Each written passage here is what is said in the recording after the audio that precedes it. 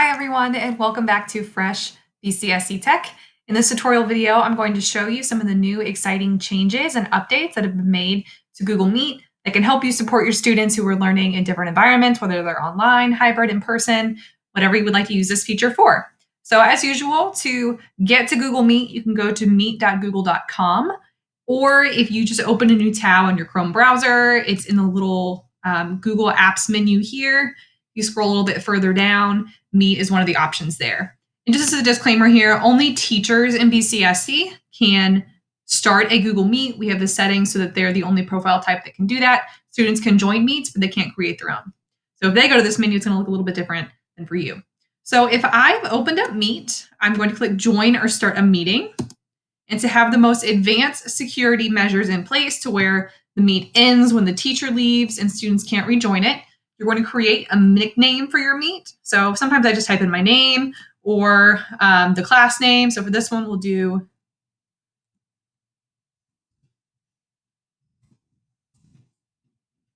the date. You can do whatever you would like. And here I have some options. I'm going to turn this off so it doesn't echo for using my camera or my microphone.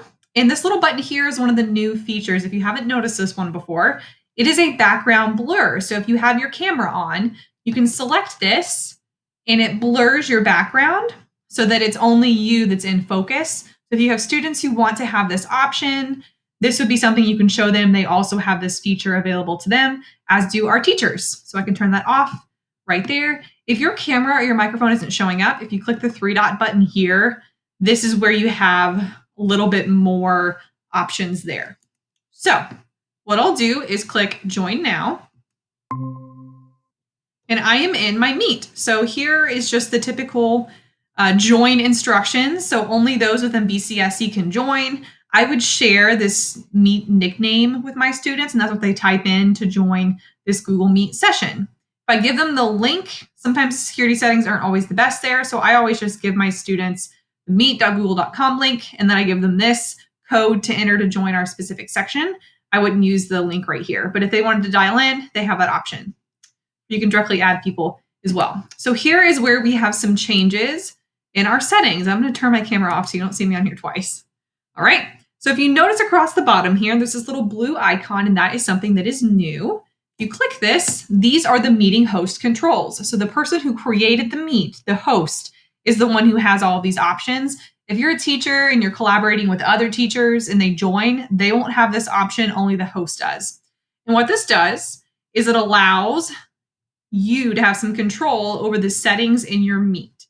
So you can have this to where everyone can share their screen if they want. I would tell you, I would always go in and turn this off until you want to have a moment where a student can share their screen, because otherwise, if they figure that out, they could share their screen and kind of take over your meeting. And just, it might be helpful to go over some expectations first before you leave that on all the time. So that is something that's new there. The other thing is you can actually turn off the chat now. So that's a question we've gotten a lot, is sometimes students are putting messages in there that maybe aren't necessarily what you're talking about during the lecture or the part of your lesson, and you wanted to toggle that off for a few minutes so students could focus on what you're presenting. You can toggle the chat message off to where students can't be messaging. Any participant in the meeting can't message. Only the staff member who is the host could do that.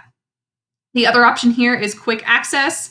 This means that only people in your organization have the ability to join. If you have this turned on, if they have the nickname, then they can join. I would typically just leave this the way it is so that you have your students, your students are the one who are joining the Meet, not someone randomly. The other host settings are here. This just gives you the full screen view of the host settings. You have your audio and video options here. That's the same. So those features are the same there. Join information is the same here, but the host features and host controls is something that's new. I'm going to move my camera so you can see the other new features that are over here. Chat is the same as it is before. Again, you have the option to let everyone or just you send messages there.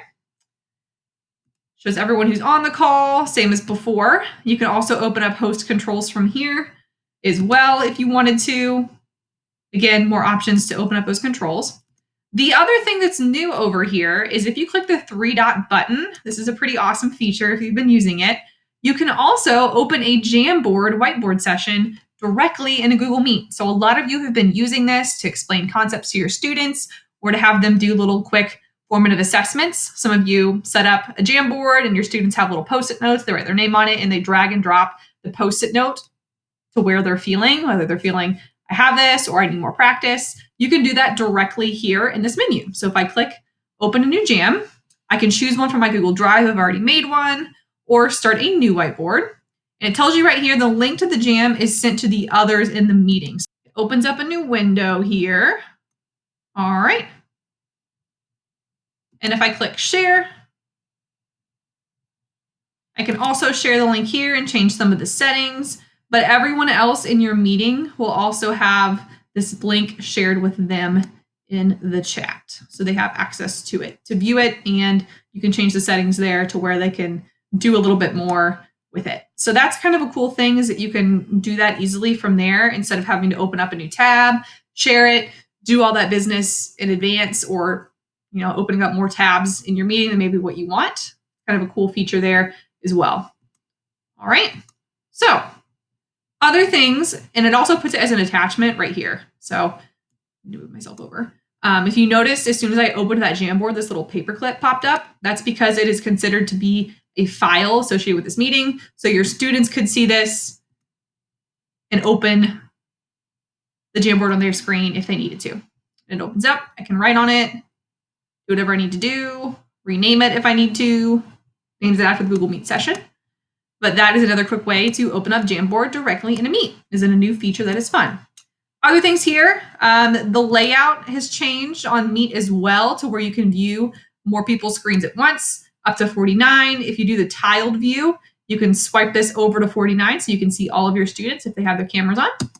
That's also a new exciting feature. Blur background, we already kind of talked about that, but you can do that in the middle of a call as well. And that's the new features there. There's more that are coming, but I wanted to show you these so you can prepare and use these to connect with your students. And if you have questions or if you have a cool, unique way of using some of these new features, let us know and we will be